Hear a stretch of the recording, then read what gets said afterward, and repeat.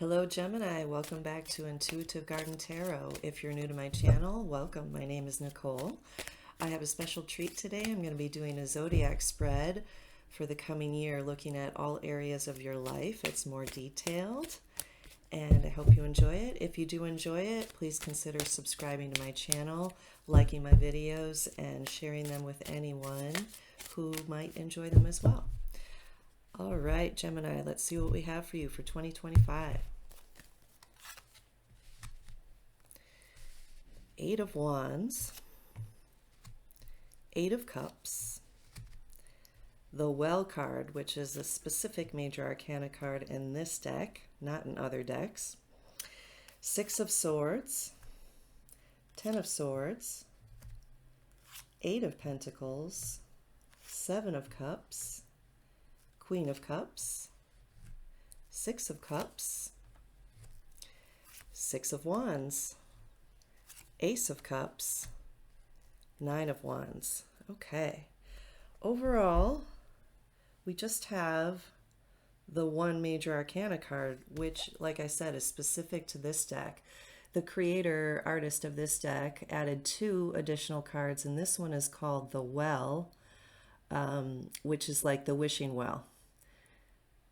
So we'll get into an interpretation of that as it comes up, but I wanted to highlight that card. That's very interesting.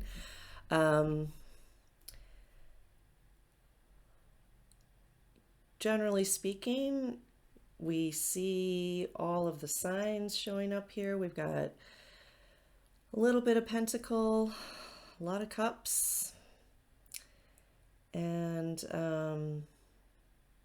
some repeating numbers as well. 8, 8, 8. Any other eights? No, 3 8s. That's considered a blessing. And eights are about, the infinity symbol, just a very powerful number. Energy flowing back and forth.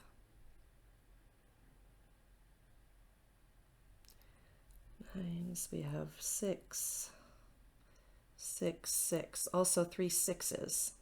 And sixes are about synthesis and creativity. So we're looking at a blessing around that as well.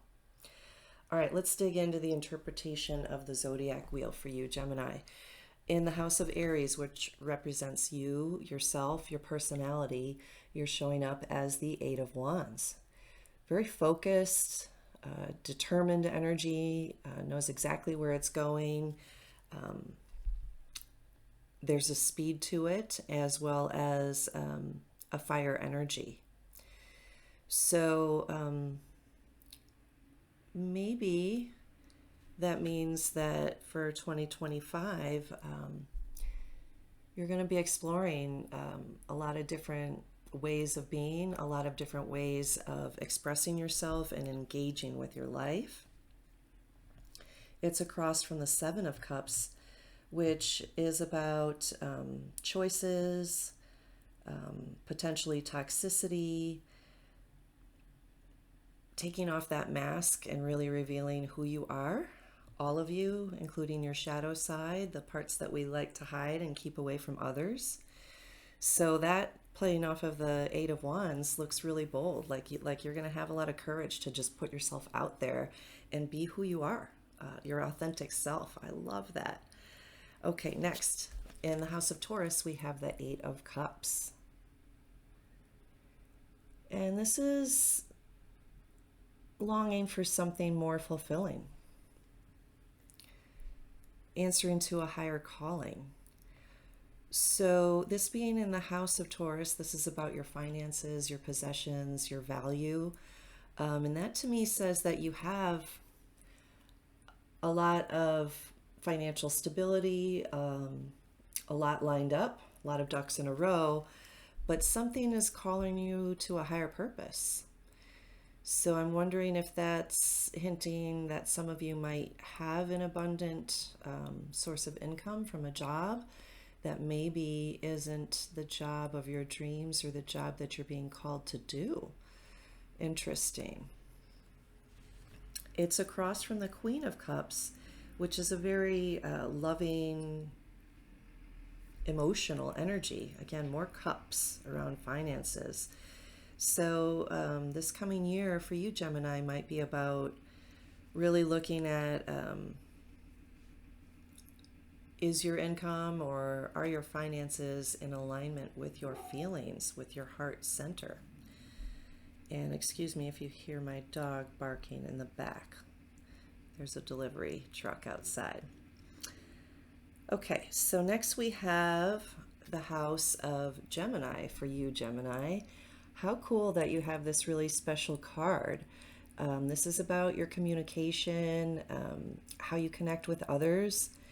So maybe there's something more that you're desiring in terms of your communication or how you connect with others.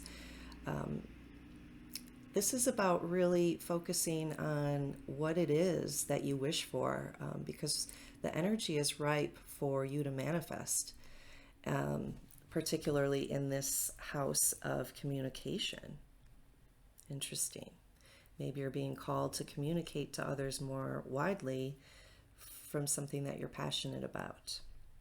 And this is across from the Six of Cups card, which is a beautiful card of nostalgia, friendship, connecting deeply with people that you have a really profound connection to. This is such a beautiful image of these two children who are instant friends and just enjoying each other's company. So I'm guessing that some of you out there, maybe a lot of you, are longing for more connection with friendships and more communication, engaging in that way.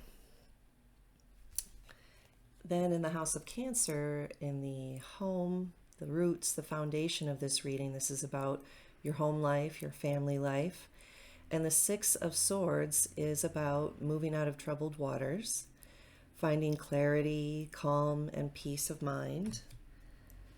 So if there have been some bumpy experiences or interactions in your home or family life, it's looking like this coming year is going to be a lot smoother, and you're going to have a lot more clarity about how to interact with that and how to engage with your family life, your home life. It's across from the Six of Wands, which is a beautiful energy, again, of victory, of really standing tall, achieving something. So there might be some change in your home life, your family relationships, your foundation that really allows you to level up and puts you maybe in the limelight a little bit. Next, we have the Ten of Swords, which is in the house of Leo. And the house of Leo is about pleasure. What brings you joy? What's fun for you? And look at this image. That does not look joyful or fun. But the message about this card, the Ten of Swords, is to just surrender, to just let go. So swords are about thoughts and words, and this is feeling to me like perhaps you've been so in your mental energy that you've forgotten to be playful and to feel your feelings, and maybe you've even lost touch with what brings you joy.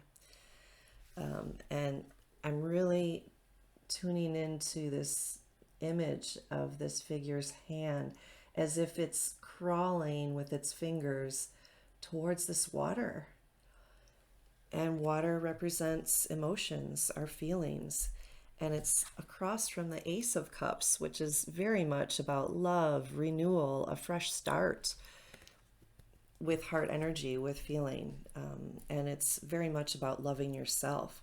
So what I'm getting from this, Gemini, is it's time to dip into the water of your emotions. I know you're ruled by Mercury, as am I as a Virgo, so I get it. Mental energy is your friend. It's in a lot of ways your joy and your passion, but we are more whole when we can experience all of the elements. And this message here for you is that in 2025, maybe just let some of that go and allow yourself to be in the water again. Allow yourself to play, allow yourself to get wet, and reconnect again with what brings you joy.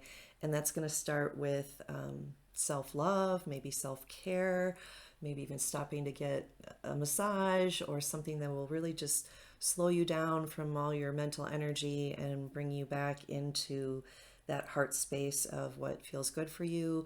Maybe you can have an opportunity to travel, be near water, in, on, or around water, just to connect with that element. Drink water. That's another way to literally get your emotions flowing, the more fluid you have in your body. Followed by that, we have the Eight of Pentacles in the House of Virgo, which is about your daily routines, your habits, your health.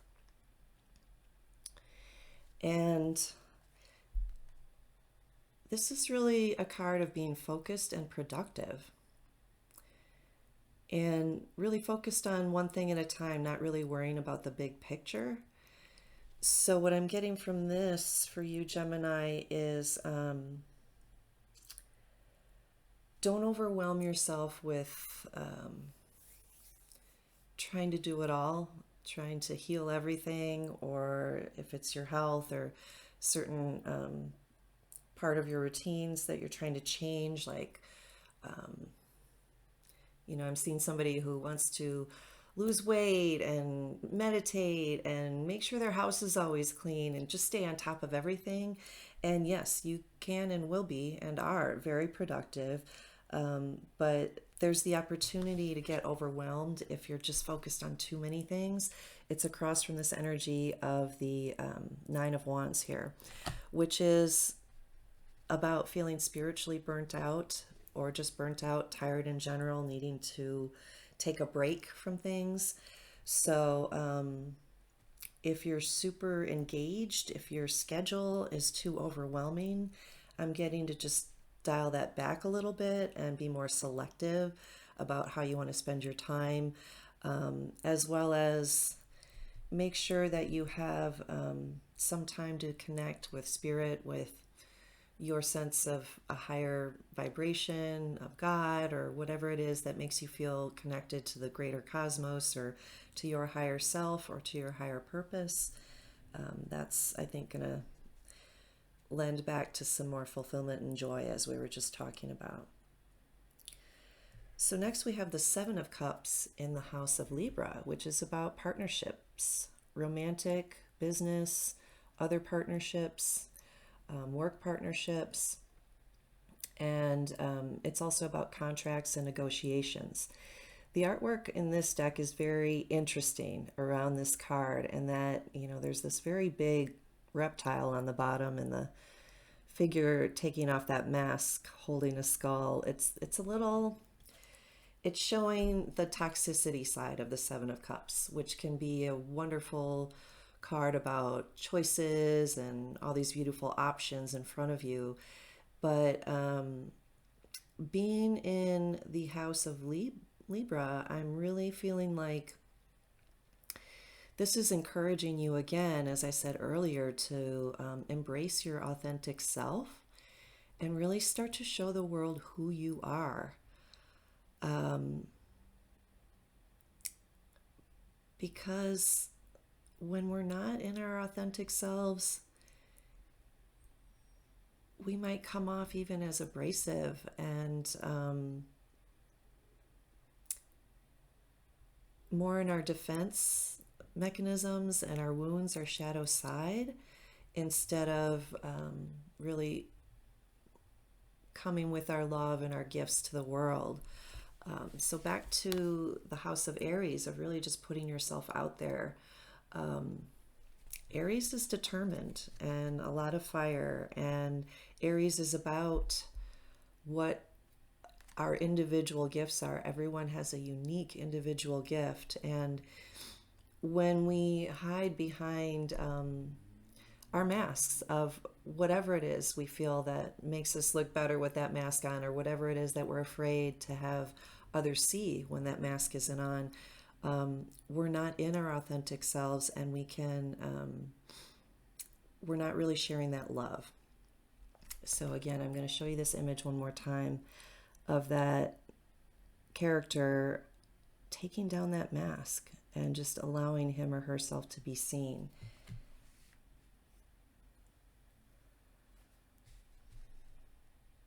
I feel like there might be more with that.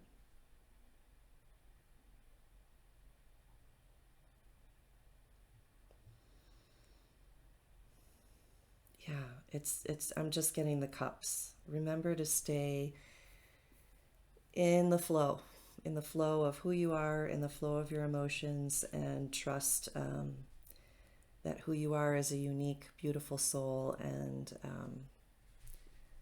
that whoever it is that, whether it's an individual in a relationship or any other kind of partnership, whatever it is that you're looking for or wanting to connect into, is going to be much more fulfilling emotionally if you're bringing your heart energy into the mix, and not just that air energy that we love so much. Okay, next we have the Queen of Cups in the House of Scorpio, which is about birth, death, transformation, sexuality. And this is a mother figure, a very loving figure who is leading with her heart and really sharing her feelings and her love with those around her. So this is across from, what is it across from? I don't want to mix this up. It's across from the Eight of Cups, of looking for, something that's of a higher purpose that's more fulfilling. So maybe it's time to really give birth to your heart leading the way. That might be a new way of being for you, and it would be very transformational. And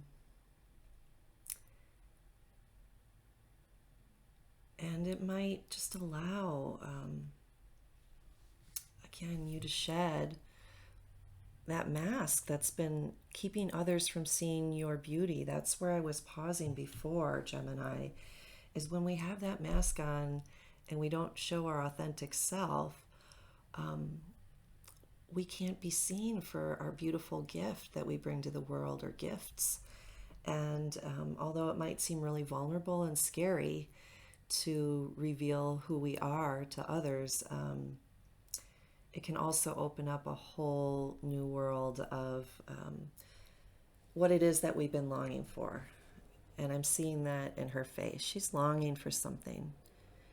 And she's holding that cup of love that she wants to give, as well as she wants to experience receiving love as well. So this could be very transformational for you, Gemini, in that way this coming year. Okay, next we have the Six of Cups in the House of Sagittarius. And this is about travel, your purpose, your religion, your morals, your philosophy. So that being a card of nostalgia and friendship and looking back, you might be doing some reflecting on what it is that built your beliefs, your belief systems. What's your foundation from childhood? Where do you feel your community is, spiritually, as well as, again, just buddying up with like-minded people. And your purpose might even be about working with children and helping elevate their understanding or their position in life in one way or another. Playing off of the energy of the well, the wishing well, again, this is a ripe time to manifest travel with friends, connection with others, a soulmate even. That card can be about a soulmate energy. So by exploring maybe new places, new people, new beliefs, I think some of that connection that you're longing for in those like-minded people or a like-minded person is going to be more available to you. That's where you're going to find that. Next, we have the Six of Wands. Again, a card of victory. This guy is taking a victory lap on that horse with that beautiful wreath around his wand of a crown of achievement of some sort.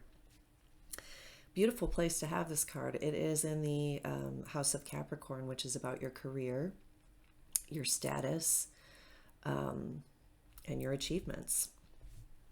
So something wonderful is obviously going to manifest. Again, there might be others that are looking up to you, wondering how you do what you do, or are very excited for you, celebrating you.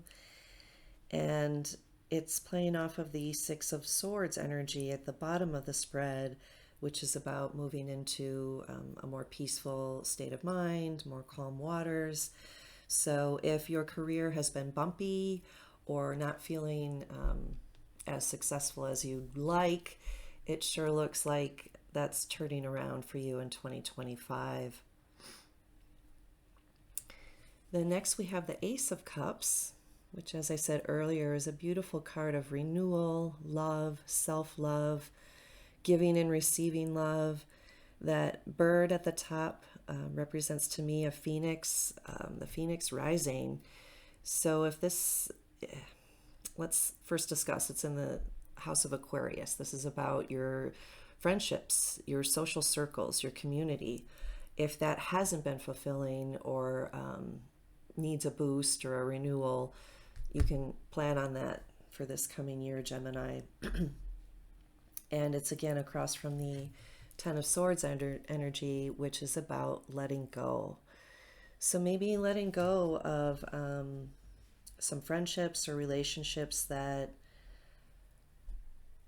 weren't serving you, maybe are draining your energy, feeling like they're kind of just taking you down a notch every time you interact with them. Be aware of that and be mindful and be open to, like I said many times, opening your heart, tapping into your feelings and expressing your feelings, and see what that might change or refresh or renew in your friendship circles.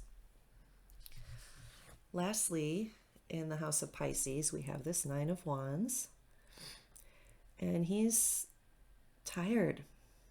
He's done a lot of battle, and he looks a little unsure of what to make of things here. And Pisces are about our subconscious emotions, our creativity, our connection to the great beyond, the cosmos, the unseen world. And wands are about fire energy, spiritual energy. So this might be suggesting to pace yourself a little bit, because when we're too much in the wavy gravy and not really grounded enough, our energy can just go too far, too long, too hard. It can even be a nod towards addictions. There is that potential too of just being energetically burnt out for either chemical reasons or emotional or spiritual reasons, of just driving too hard maybe on what you might feel your purpose is, because this is across from this card of being really productive, working really hard. So maybe take a break and dial it back a touch in terms of if you're diving deep into emotional work or spiritual exploration of some sort. Just be mindful of conserving your energy and knowing when you need to take a step back. Okay, Gemini, let's look for a message from the garden to tie this all together. This will be the 13th card in the zodiac wheel, and this card is going to be in the center, so it's going to play off of and interact with everything else I just said. So let's see what we have for you.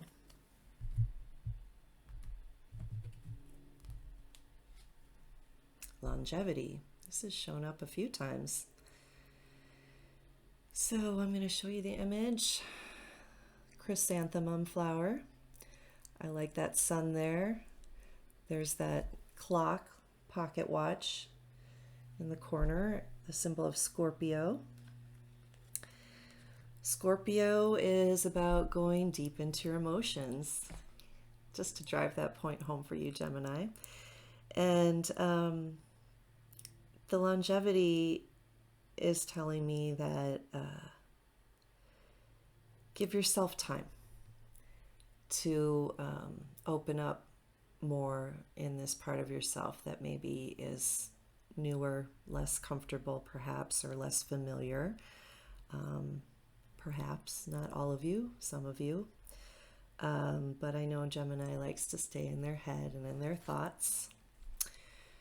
And the sun is specifically telling me that summertime might be when you really feel all of this coming together, manifesting, or paying off in some way or another. Your efforts, your desires, whatever you've put out there. Stay productive, stay diligent, but as I said, try not to have too many goals for the year. Really keep it down to a handful of things that you want to focus on.